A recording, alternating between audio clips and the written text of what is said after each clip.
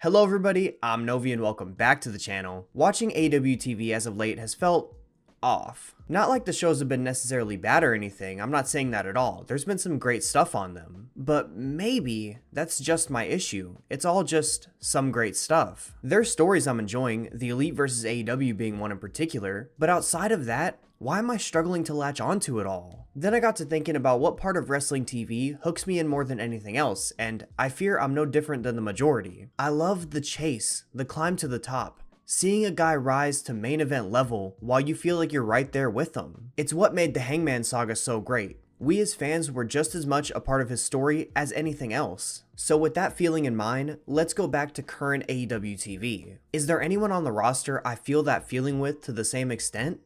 I'd say not. And it's not because there's a lack of talent I'd love to get invested in. There's no way that'd be the case with this roster. And I certainly don't believe it's the talent's own fault in many cases. So that means it can only be down to one thing: the booking. Right? You know, while that seems obvious, I feel like the problem is deeper than just grabbing the pen and writing the story of a rising star. I wish that was happening, don't get me wrong, but I feel like the reason why it's not happening is because of a structural issue within AEW. An issue dating back multiple years that I'm not sure everyone realizes actually exists. AEW doesn't have a hierarchy of their talent, and it sometimes makes things feel meaningless. Meaningless is a very strong word to use, I get that, but I want to explain in this video why AEW not having a hierarchy is such a problem and how we can solve it. Before we do get into it though, leave a like on this video and subscribe to the channel for live streams every Wednesday before Dynamite and new videos just like these every Saturday, always doing one thing: talking graps. Now, to start this whole conversation off, we have to establish when this started becoming an issue. Surprisingly enough, I have a specific date when it happened, except it's not just one date. It's about 20. When AEW first started, the roster was small and you could focus on a select few really easily. They would come in one after the other, and since the competition for TV time was limited, they'd all get ample time to fall into place. Whether that was the main event, mid-card, or even lower card dark, they all had their spot. But in time, the roster exploded with tons of new talent pretty rapidly. Not all the new signings would be game changers by any means, but a vast majority of them were good enough to be featured on TV, or at least good enough for fans of theirs to complain when they weren't. Over time, this created a logjam effect where talent would be stuck off of TV simply because there were other mouths to be fed. This wasn't necessarily an indictment on their talent, but more so an indictment on AEW's ability to cycle out talent. This was something AEW used to be known for and praised for pretty heavily as well. It was great seeing fresh new faces on TV every few months, while people who had been on for a while got some time off. This little trick also made it so that fans would start to miss talent after some time away, making their eventual return feel that much more exciting for everyone. But, like I mentioned earlier, the roster was exploding with new talent, and while not all of them were game changers, some certainly were. And if you're Tony Khan, paying these game changers millions of dollars to, change the game, why would you ever want them off your TV? You wouldn't. So they're never cycled out and are on more than anyone else. I certainly don't agree with that philosophy because I don't have to pay the price tag, but TK does, so in a way, I get it. But as a fan, I don't think it's worth the problems we've seen it cause over the last year or so. Cost be damned. Without the freshness talent cycling provided, I've noticed AEW TV getting stale more often. Seeing the same people over and over with only a sprinkling of fresh talent given small pushes here and there makes it all seem so dry. We can see the most obvious example of this right now in Chris Jericho. Yes, I know he has a new character now, but let's be real. It's not anything different than what we've seen him do over the last 5 years. It's a bunch of young talent looking up to him as a mentor. Wow.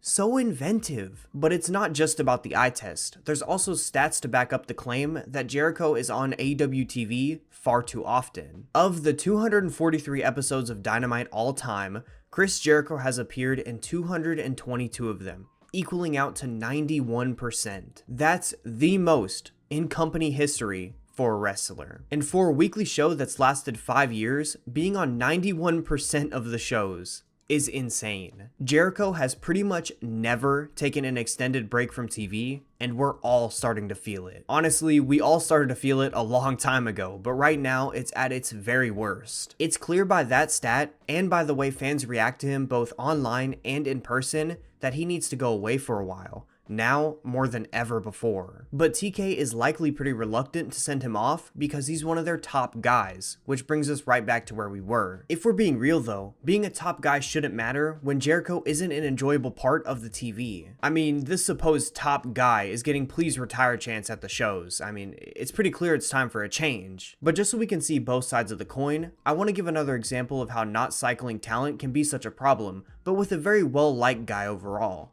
Orange Cassidy. Unlike Jericho, his reactions in arenas aren't negative. He gets a pretty big pop every time. Like Jericho though, we've just seen too much of him, and it makes any TV he's involved in worse off because of it. He had that full international title reign, lost it, then began another international title reign with only a little over a month gap in between them. Combined, both of those reigns equaled out to 471 days, with 47 matches within. You give anyone that kind of run that's almost solely taking place on TV, and they'll end up feeling flat as a character. Since we mentioned it with Jericho, I feel like we should also mention that OC has been on 192 of the 243 Dynamites, or 79% of shows. Of course it's not as bad as Jericho, but it's pretty damn close, with him having the 5th most appearances on Dynamite as a wrestler. Now, looping this back around to the talent cycling conversation, it's why his feud with Trent doesn't feel as hot as it should, given how long they've been together on TV. Imagine if OC went away for a little while, then came back to get turned on by his best friend. That time away would make his fans miss him that much more, like I mentioned before, which would make his reactions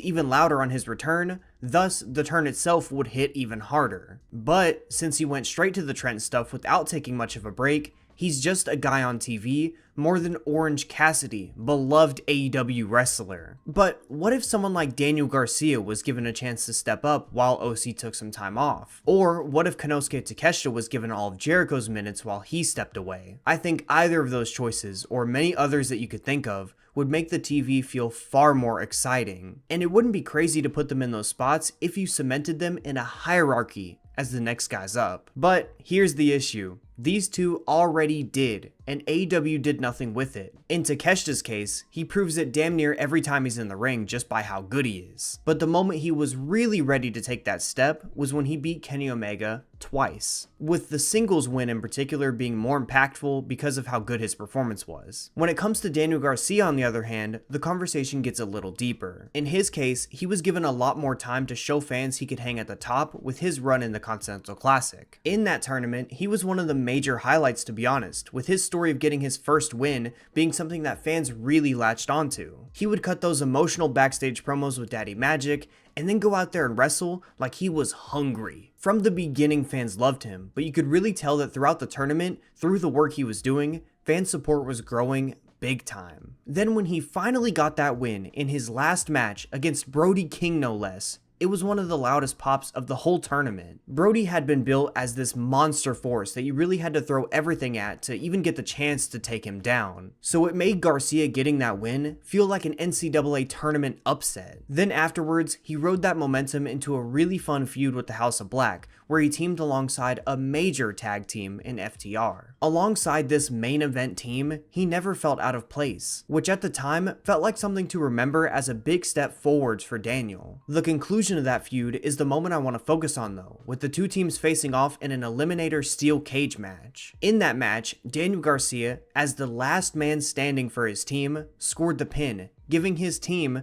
the win in the match and the win in the feud. That moment felt like an announcement, a declaration that Daniel Garcia was ready and was about to take that next step up. So it made all the sense in the world when not long after, he started getting involved with Christian Cage, Adam Copeland, and the TNT Championship. This was the most logical step forward after what he had accomplished in terms of both fan support and just status in AEW. Soon enough, he would get a shot for that belt at Revolution against Christian Cage in what would be the opening match of the show. This felt like the moment. Christian had held that belt for a long time, it was the opener of the show, you gotta give the crowd something to get hot on, and most importantly, Daniel Garcia had built himself up to feel 100% ready for a singles championship. Unfortunately, AEW had other plans, and Garcia would lose that match, disappointing many fans online, and one person in particular in the building. It's me.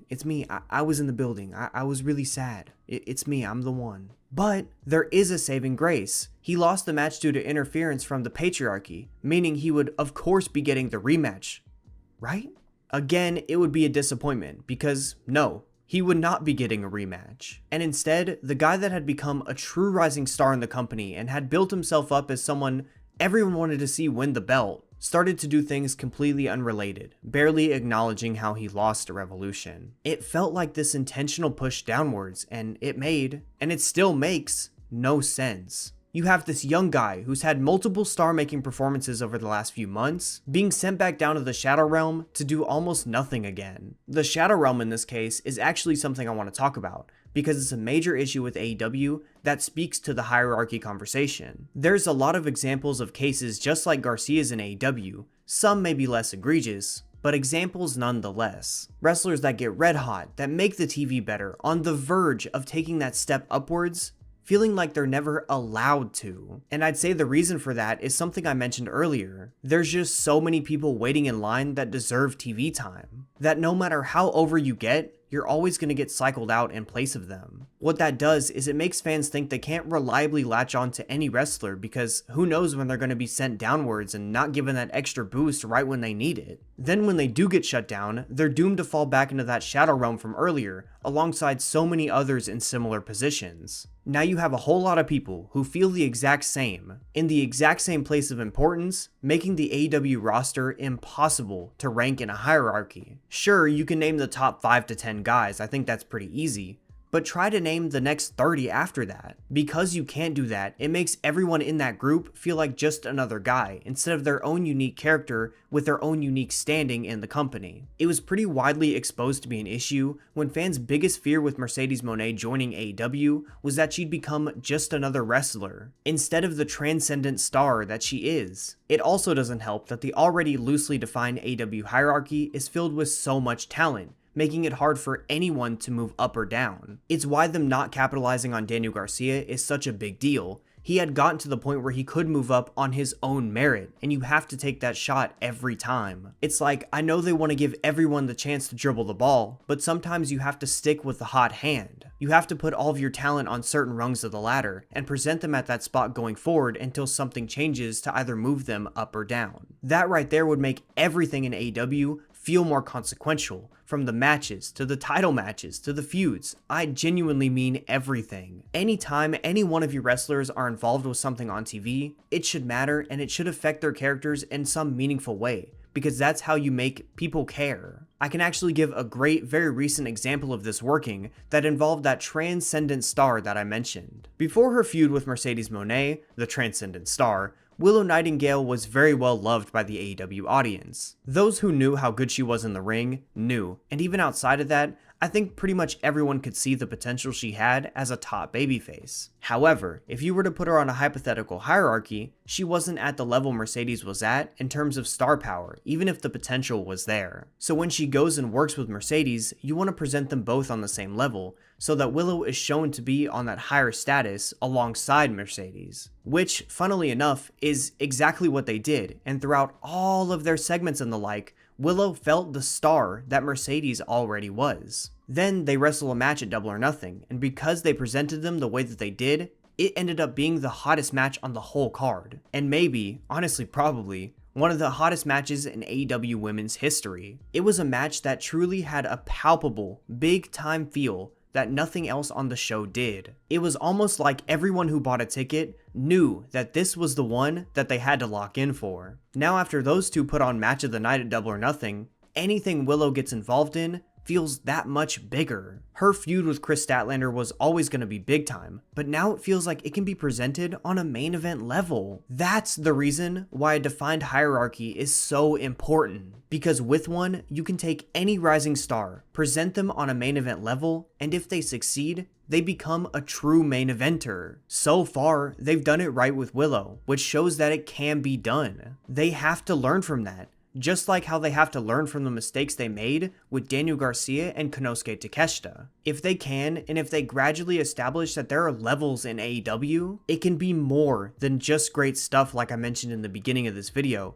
It can all have meaning. Everything can be worth tuning in for on the basis that it impacts everything around it, because that's pro wrestling at its very best, and I have no doubt that AEW can get to that point in no time by just establishing the hierarchy that they need. With that being said, that's going to do it for today's video, everybody. I want to hear from you all now. Leave a comment down below with your thoughts on all of this. Do you think AEW needs a hierarchy? Could it actually be worse for the product? Where does everybody rank on the hierarchy? It can be anything. Just let me know down in the comments. Also, make sure to like the video. It helps me out a ton. And of course, subscribe to the channel. We're well on our way to 1,000 subscribers, thanks to each and every one of you. Thank you guys so much for that support as always. Thank you guys for watching this video, and I'll see you next Saturday, same time, to talk some more graps. With that, it's been Novi.